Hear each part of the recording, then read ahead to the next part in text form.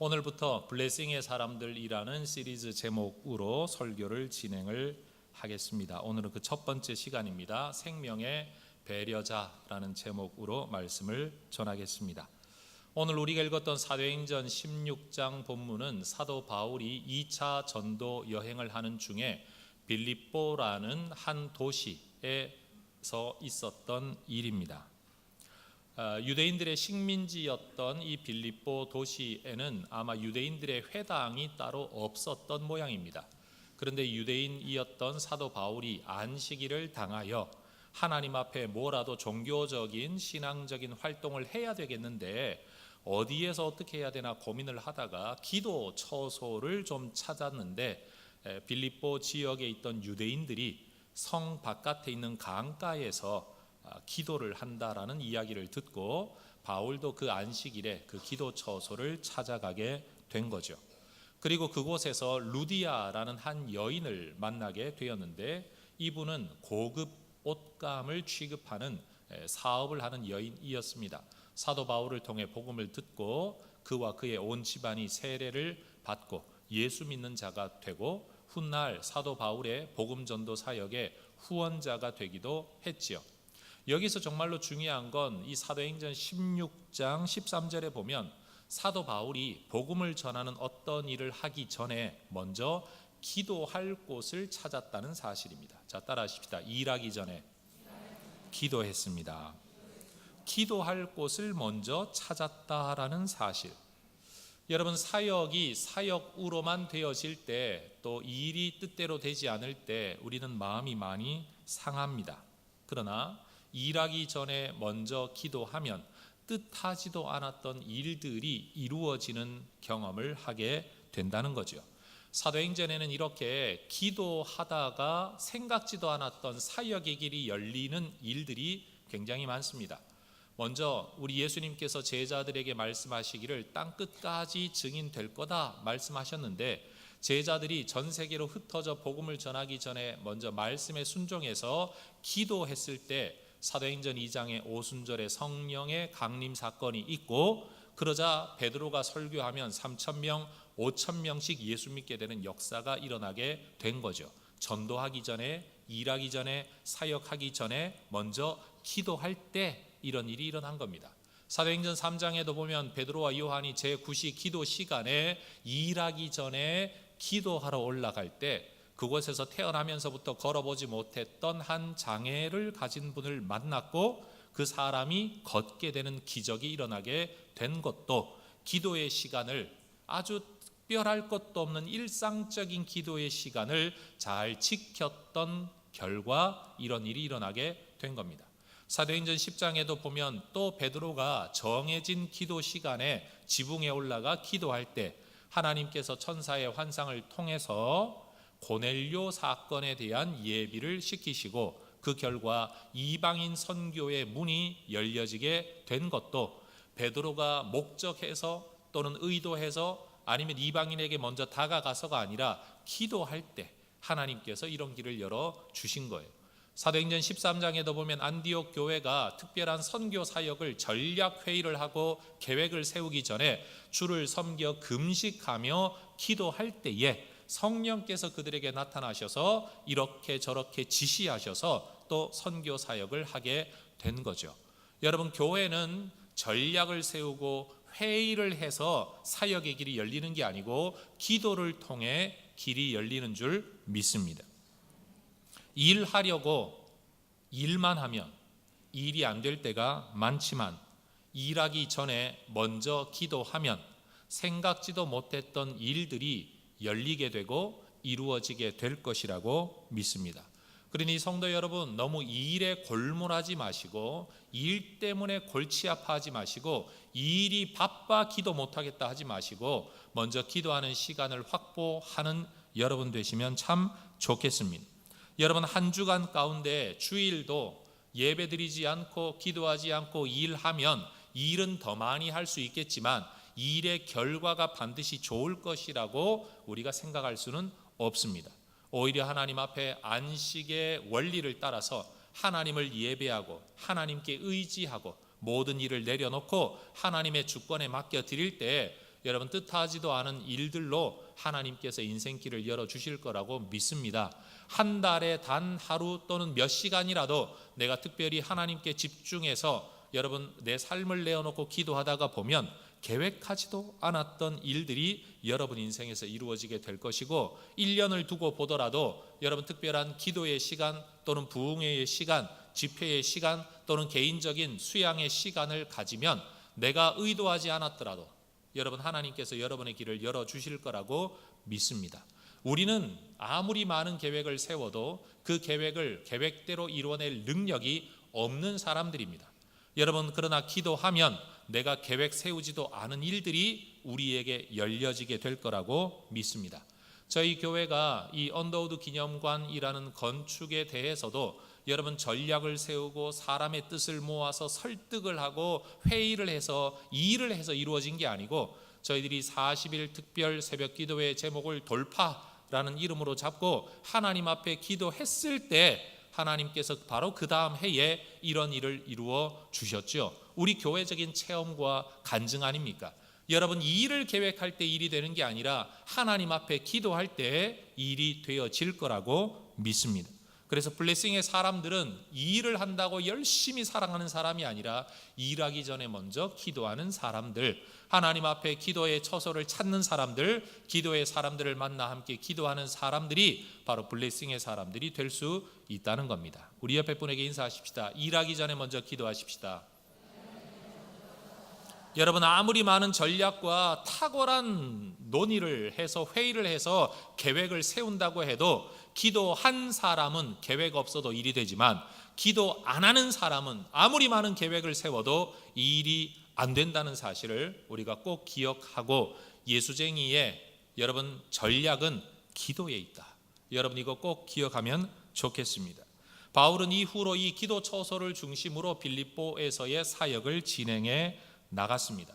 그런데 바울이 이 기도 처소를 가려고 하면 꼭 부딪히는 사람이 있었는데 바로 귀신에 사로잡힌 한 여인이었습니다. 17절에 이런 구절이 있죠. 그가 바울과 우리를 따라와 소리질러 이르되 이 사람들은 지극히 높은 하나님의 종으로서 구원의 길을 너희에게 전하는 자이다. 귀신 들린 사람이 바울과 그의 일행들을 두고 계속 이런 말을 하는 겁니다. 이 여인의 외침은 사도 바울의 사역에 도움이 되는 게 아니라 아주 번거로움이 되었습니다. 18절을 보면 이같이 여러 날을 하는지라 바울이 심히 괴로워하여 돌이켜 그 귀신에게 이르되 예수 그리스도의 이름으로 내가 너에게 명하노니 그에게서 나오라 하니 귀신이 즉시 나오니라. 여러분 예수님께서 자연 또는 천상과 영적 세계, 사람의 죽음, 사람의 질병, 이 모든 것들에 대한 권세를 가진 분이라는 사실을 우리는 이 풍성한 생명이라는 시리즈 설교에서 이미 살펴보았습니다.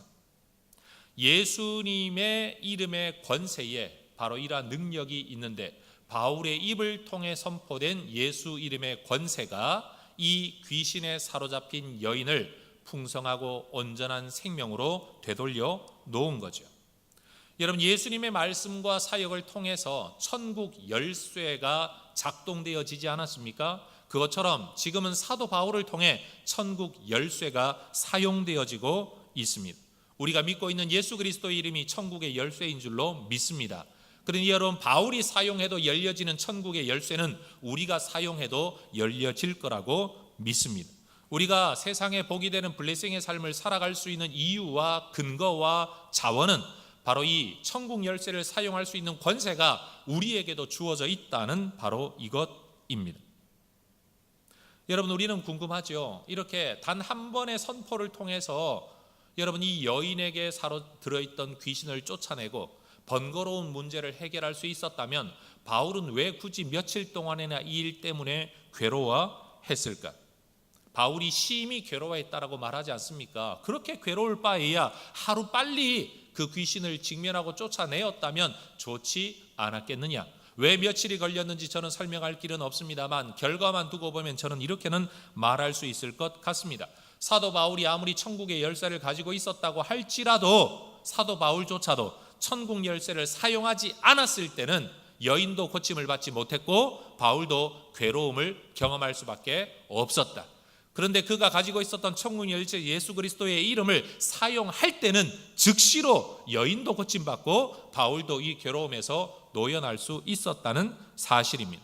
여러분, 천국 열쇠를 가지고 있는 게 중요한 게 아니라 사용하는 것이 중요한 겁니다. 믿음은 가지고 있는 것이 중요한 게 아니라 사용되어지는 것이 중요하다는 사실입니다. 여러분, 내 안에 가지고 있는 이 믿음이 여러분 풀려져서 사용되어져서 예수의 권세가 발휘되어지기를 주의 이름으로 축원합니다. 예수 믿는 믿음을 내 가슴에 품고 여러분, 아무리 수십 년 동안 교회를 오고 가더라도 내가 가지고 있는 그 믿음이 누군가에게 사용되어지거나 실행되어지거나 선언되어지거나 선포되어지지 않으면 하나님의 역사는 나타날 수가 없다는 사실입니다. 카드를 가지고 있으면 뭐합니까? 긁어야 물건을 살 수 있는 것 아닙니까? 믿음은 가지고 있는 게 중요한 게 아니라 사용되어져야 능력으로 발휘되어진다는 사실입니다. 옆에 분에게 다시 한번 인사하십시다. 믿음을 풀어내어 사용하십시다. 여러분, 그 자리에서 하나님의 역사가 나타날 줄로 믿습니다. 믿음을 가지고 있는데 내가 왜 이런 일을 당하냐라고 고민할 게 아니라 사도 바울도 고민하며 번거로워하며 괴로워하다가 예수 이름을 선포할 때 자유를 얻게 된 것처럼 우리도 가지고 있는 믿음 하나님 앞에 사용해서 하나님의 역사 안에 살아갈 수 있기를 소망합니다. 그런데 여인은 고침을 받고 바울은 괴롭힘을 받지 않게 되었는데 또 다른 문제가 생겨났습니다. 왜냐하면 이 여인이 어떤 여인이었느냐? 성경 16절은 말하죠. 점치는 귀신 들린 여종인데 점으로 그 주인들에게 큰 이익을 주는 사람이었답니다. 여러분, 무당을 찾아가도 여러분 신내림 받은 무당을 찾아가야 뭐라도 용한 점괘가 나오지, 여러분 아무것도 아닌 사이비 가짜 무당 찾아가면 돈만 뺏길 뿐이죠. 여러분, 수많은 점하는 사람들이 있는데 그래도 귀신 들린 여인이다 보니까 사람이 들어오면 무슨 문제로 왔는지 어떤 상황인지 알아맞혔을 것 아닙니까? 그러니 수많은 사람들이 이 집에 줄을 섰겠죠. 그런데 난리가 났습니다. 귀신이 떠나고 난 다음부터 아무런 점괘가 나오지를 않는 겁니다. 알아맞추지를 못하는 거죠. 도대체 무슨 상황인지 정상적인 활동을 할 수가 없는 겁니다. 그러자 19절, 여종의 주인들은 자기 수익의 소망이 끊어진 것을 보고 더 이상 사람들이 찾아오지 않는 거죠. 그러니 분이 났습니다. 바울과 실라를 붙잡아 장터로 관리들에게 끌어갑니다. 여종이 온전하게 된 것이, 그가 정상적인 삶으로 돌아온 것이 주인에게는 기쁨이 아니었습니다. 왜냐하면 주인에게는 이 여종은 도구일 뿐입니다. 돈 버는 도구. 그런데 바울에게는 이 여인은 돈 버는 도구가 아니라 생명인 거지요. 하나님은 그에게 온전한 생명을 주기를 원하셨지만 이것이 누군가에게는 기쁨이 되지 않은 겁니다. 여종으로부터 귀신이 떠난 것은 주인으로부터는 돈벌이의 소망이 떠난 것과 똑같은 일이었습니다.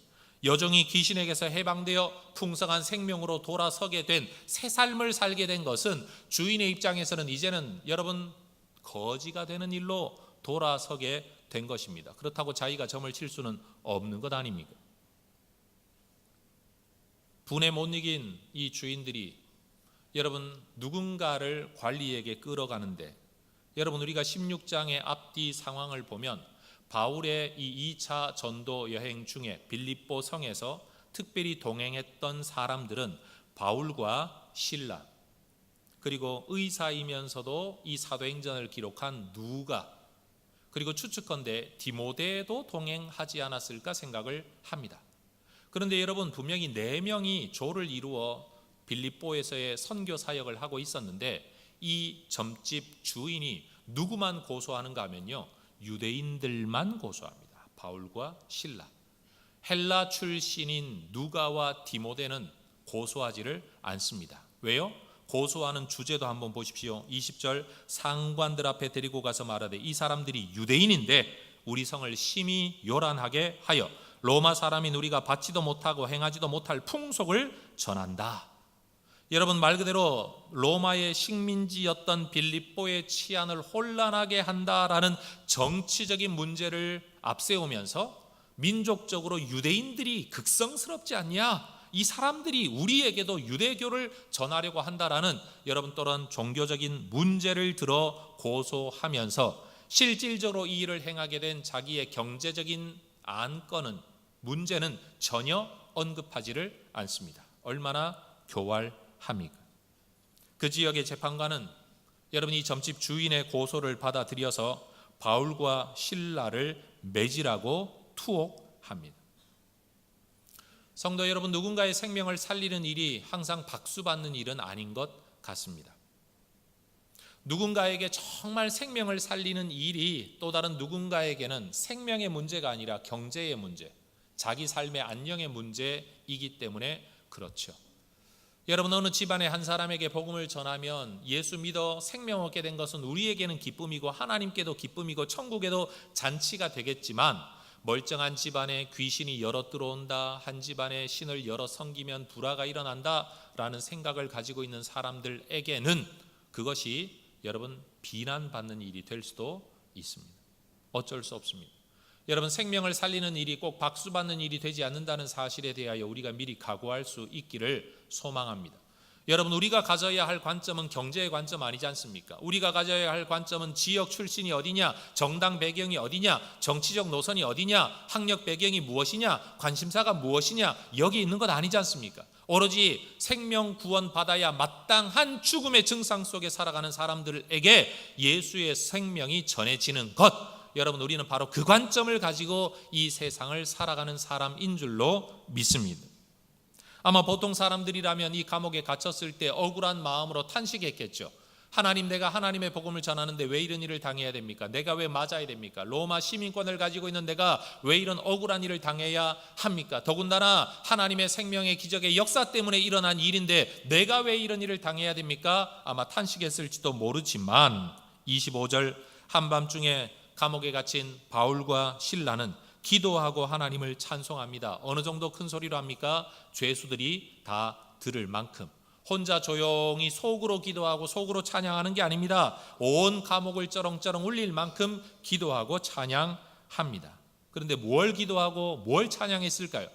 우리라면 살려달라고 꺼내달라고 기도했겠지만 바울은 그 상태 자체에서 하나님의 이름을 경배하며 높이며 예배하는 찬양을 올려드립니다. 그런데 놀라운 일이 일어나죠. 26절, 이에 갑자기 큰 지진이 나서 옥터가 움직이고 문이 곧 다 열리며 모든 사람의 매인 것이 다 벗어졌다. 여러분, 옥터가 흔들릴 만큼의 지진이 일어났는데 매여 있는 것은 왜 풀어졌는지 저는 물리적으로는 이해가 되지를 않습니다만, 이것은 자연현상이 아니라 하나님의 종을 구원하시기 위한 하나님의 초자연적인 기적이었죠. 여러분, 로마법에는 간수가 죄수들을 지키지 못하면 간수가 자기 생명으로 죄수들을 대신해야 되었다고 합니다. 여러분, 감옥문이 다 열려져 있는 것을 보고 간수는 간이 철렁 내려앉았습니다. 다 도망갔구나. 그러면 저 죄값을 내가 다 물어야 되는데 내가 매를 맞고 어차피 사형당하느니 내가 스스로 목숨을 끊는 게 좋겠다. 그는 자결하려고 칼을 빼듭니다. 그때 바울이 말을 하죠. 27, 8절, 간수가 자다가 깨어 옥문들이 열린 것을 보고 죄수들이 도망한 줄 생각하고 칼을 빼어 자결하려 하거늘 바울이 크게 소리 질러 이르되 내 몸을 상하지 말라, 우리가 다 여기 있노라. 바울의 감옥문만 열린 것이 아니라 모든 감옥문이 열렸다. 모든 매인 것이 풀어졌다. 아마 죄수들이 깜짝 놀랐겠죠. 이거 어떻게 해야 되나 아마 염려했을 때 아마 추측건대는 바울이 가만히 있는 것을 보고 기적 같은 현상을 보고 다들 기가 질려서 자리에 있었던 것 같아요. 죄수들이 도망했을 거라고 생각하고 자결하려고 했던 간수는 깜짝 놀라 이 소리를 듣고 감옥 안에 뛰어들어갑니다. 이 감옥이 얼마나 음침하고 음습하고 깊은 동굴이었는가 하면요, 등불을 들고 들어가야 그 안에 사람이 있는지 없는지를 볼 수 있을 만큼 음침한 동굴이었죠. 29절입니다. 간수가 등불을 달라고 하며 뛰어들어가 무서워 떨며 바울과 실라 앞에 엎드리고 30절, 그들을 데리고 나가 이르되 선생들이여, 내가 어떻게 하여야 구원을 받으리이까. 바울이 의도한 일이 아니었습니다. 여러분, 지진이 일어나는 것도 바울이 의도했던 게 아니고 바울이 기도했던 게 아닙니다. 여러분, 갑자기 간수가 여러분 이 유대인 죄인 앞에 꿇어 엎드려 내가 어떻게 해야 구원을 얻겠습니까? 라고 말하는 이 상황도 바울이 계획했거나 의도했던 바 기도했던 바가 전혀 아닙니다. 그런데 하나님은 기도하고 찬양하는 하나님의 백성들을 통해 이런 상황을 만들어 내셨습니다. 만약 사도 바울이 감옥에 갇히지 않았다면 만나지도 못했을 사람이죠. 바울이 자발적으로 전도하러 갔다면 대면하지도 못했을 사람에게 복음 전할 기회가 하나님의 역사로 말미암아 주어진 겁니다. 여러분, 루디아가 예수 믿고 그의 집안이 세례를 받았던 사건처럼 이제 두 번째로 16장 안에서는요, 이 사도행전 16장 안에서는 간수와 그의 온 집안이 예수를 믿고 세례를 받게 됩니다. 우리가 너무나도 잘 아는 구절을 사도 바울이 이야기하죠. 31절, 주 예수를 믿으라. 그리하면 너와 내 집이 구원을 받으리라. 그리고 32절, 주의 말씀을 그 사람과 그 집에 있는 모든 사람에게 전하더라. 33절, 그 밤 그 시각에 간수가 그들을 데려다가 그 맞은 자리를 씻어주고 자기와 그 온 가족이 다 세례를 받은 후 34절, 그들을 데리고 자기 집에 올라가서 음식을 차려주고 그와 온 집안이 하나님을 믿음으로 크게 기뻐하니라. 질문하겠습니다. 대답해 보십시오. 사도 바울이 이것을 계획했습니까? 사도 바울이 이 상황을 의도했습니까? 사도 바울이 이렇게 되도록 기도나 했겠습니까? 그런데 하나님은 이런 일을 이루셨습니다. 하나님의 손에 붙들린 사람들에게는 감옥이 단순히 사람을 가두어 두는 감옥만이 아니었습니다. 하나님의 영이 함께하는 사람들에게는 음습한 지하 감옥마저도 성전이었습니다. 예배당이었습니다. 기도원이 된 겁니다. 하나님의 사람들, 이 사람들은 육체적으로 세상의 권력 아래 여러분 족쇄에 갇혀 있었지만 그들의 영성은 갇히지 않았습니다. 사람들을 묶어둘 수는 있었지만 하나님의 뜻과 하나님의 능력을 묶어둘 수는 없었던 것입니다. 하나님의 사람들이 전도할 수 없었던 그 자리에서, 전도하지 못하도록 묶어둔 그 자리에서 하나님의 전도가 일어난 겁니다. 자유가 제한되는 곳에서, 여러분 육신의 자유가 제한된 그곳에서 영적 자유의 사건이 일어나게 된 겁니다. 생명력이 제한된 그곳에서 영적 생명의 풍성한 역사가 일어나게 된 겁니다. 빌립보 성에서 이방 사람들과 어떤 접촉도 아직은 하지 못했던 바울에게 하나님은 이런 방법으로 이방 세계의 복음의 문을 열어 주셨습니다. 여러분, 하나님은 계획하지 않아도 하나님 스스로 일하십니다. 내 뜻대로 움직여주지 않으셔도 하나님 뜻대로 일하고 계신 줄로 믿습니다. 우리가 생각하기에는 하나님이 기도 응답을 하지 않으신다, 우리가 생각하기에는 하나님이 일하지 않으신다라고 여겨지는 그때는 어쩌면 우리가 원하는 대로는 일하고 계시지 않지만 하나님의 계획대로는 우리 하나님 일하고 계신 줄로 믿습니다. 여러분, 하나님이 꼭 우리 뜻대로 움직여야 합니까? 우리 뜻대로 하나님이 움직이기만 하면 우리에게 가장 좋은 일이 일어날까요? 그렇지 않습니다.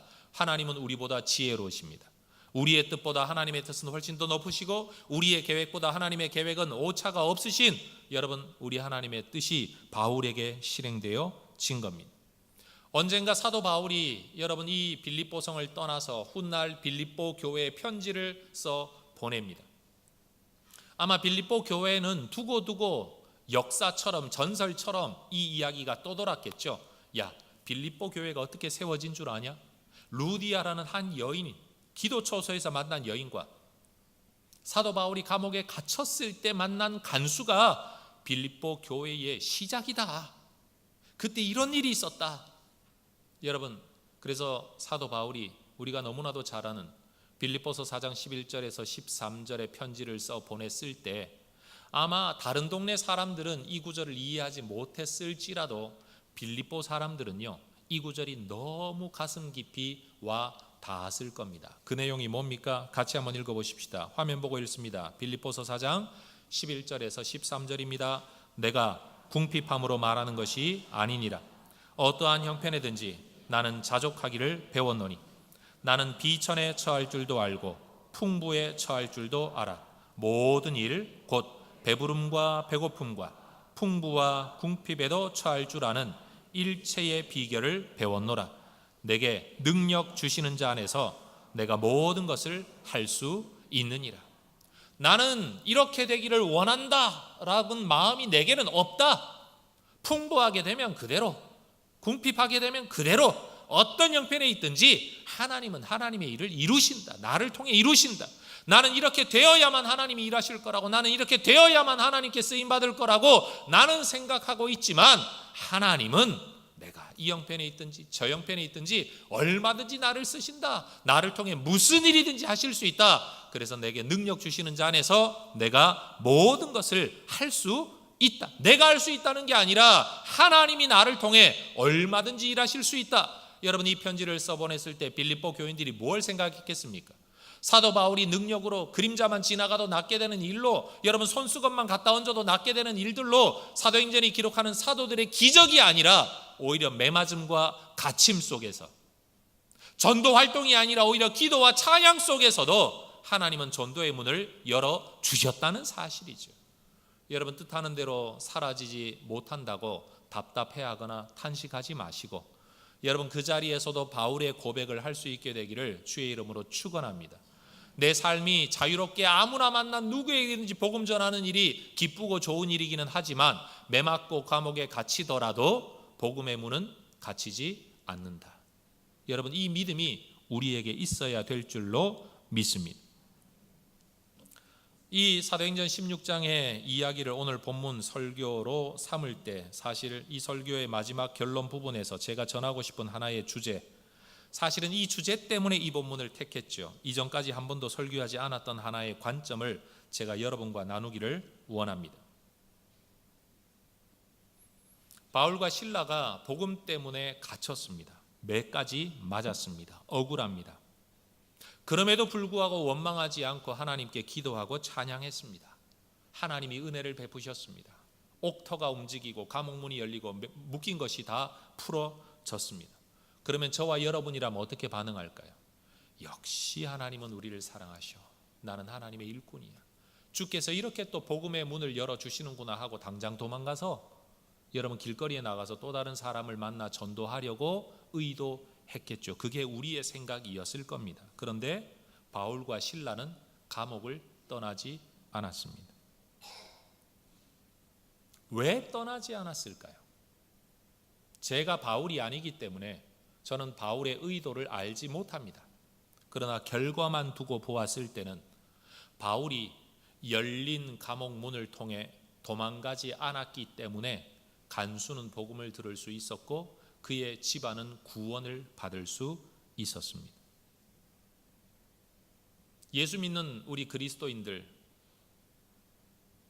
그게 너무나도 당연하기는 하지만 우리가 가지고 있는 습성이 하나 있습니다. 그게 뭐냐? 우리끼리의 하나님을 우리끼리 예배하고 우리끼리 찬양하고 우리끼리 간증하고 우리끼리 기도하고 우리끼리 그 역사로 기뻐한다는 사실이에요. 사도 바울은 내 인생은 내 인생, 네 인생은 네 인생, 내 삶은 나의 삶, 너의 삶은 너의 것, 나는 내게 하나님이 열어주시는 길을 따라 살 뿐이고 너도 네 인생 네가 알아서 살아야지, 감옥 문제가 어떻게 되든 말든 간수의 역할이 어떻게 되든 말든 그거 네가 풀어야 될 숙제지 하고 떠나가지를 않았습니다. 아니, 내가 기도했고 내가 찬양할 때 하나님이 내게 닫혀져 있는 감옥의 문을 열어주신 건 내게 자유를 주시려는 거야 라고 해석을 하고 얼마든지 당당하게 거리낌이 없이 남 신경 쓰지 말고 열린 문을 향해 나갈 수 있었지 않습니까? 근데 바울은 그러지 않았다는 거예요.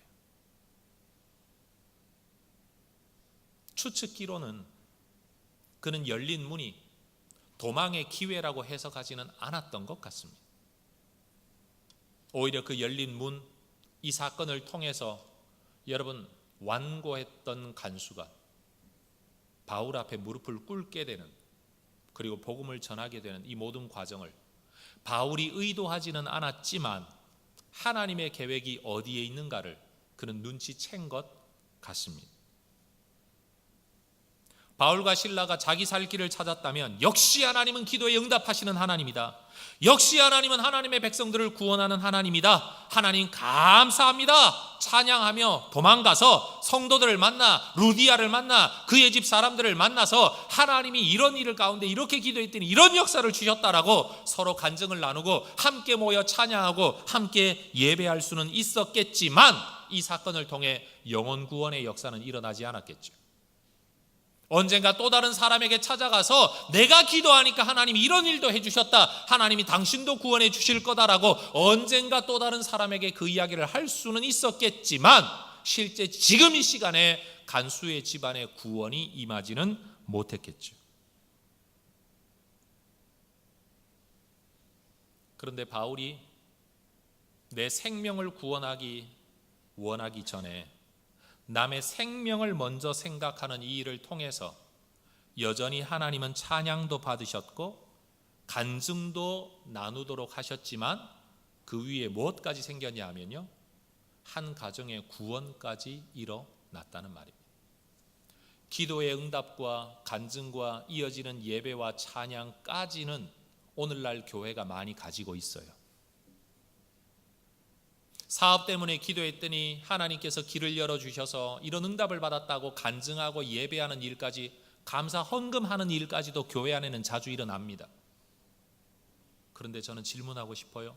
그 모든 하나님의 역사의 과정 속에서 생명의 구원은 어디에 있을까요?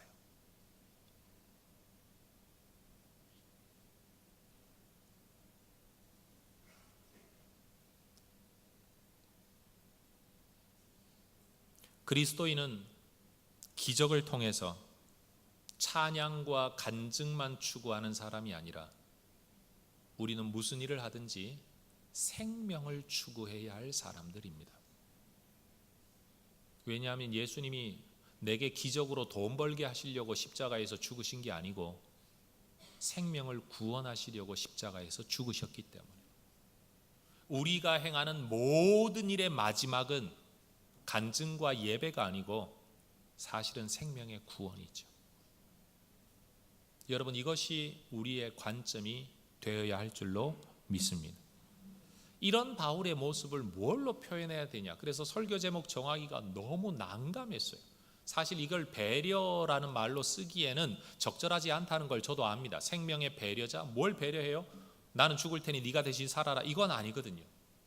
그렇지만 여러분, 나 하나의 생명만 추구하며 살아가는 사람이 아니라 자기 유익만 구하는 인생이 아니라 누군가의 생명, 누군가의 구원, 내가 떠나버리면 나는 살지만 저 사람의 영혼은 어떻게 되는지를 한 번 더 생각하는 이 바울의 관점이 여러분 우리에게 있어지기를 소망합니다.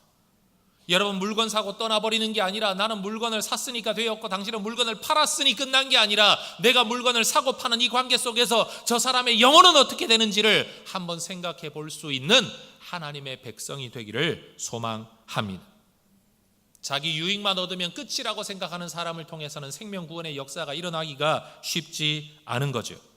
기적의 방법으로 감옥문이 열렸다고 당장 나 살기만 추구하는 사람들을 통해서는 간수가 구원받는 일이 일어날 수 없는 거죠. 열려있는 감옥문이라도 여러분 도망가지 않고 기다릴 줄 아는 그 사람이 오히려 간수 구원의 기회를 얻게 되는 겁니다. 열린 길을 통해서도 하나님은 역사하시지만 여러분, 닫힌 길을 통해서도 하나님은 역사하는 줄로 믿습니다.